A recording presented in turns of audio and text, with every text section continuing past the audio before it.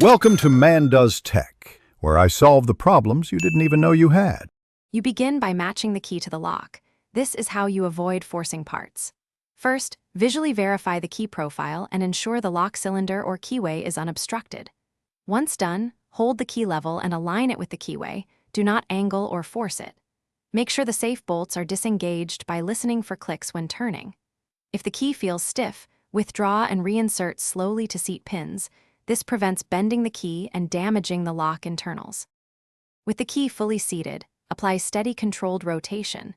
The how matters because gradual torque lets internal tumblers align correctly.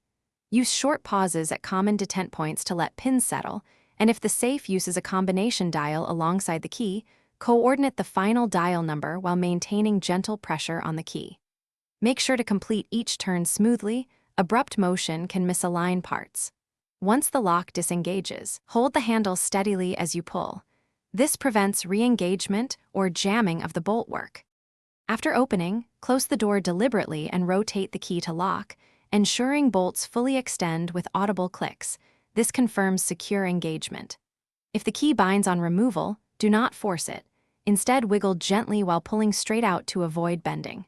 Make sure to use a graphite or lock-approved lubricant sparingly if stiffness persists.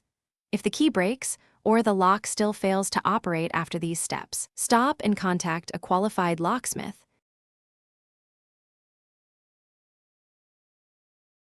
Thanks for watching. If you found this helpful, don't forget to like and subscribe.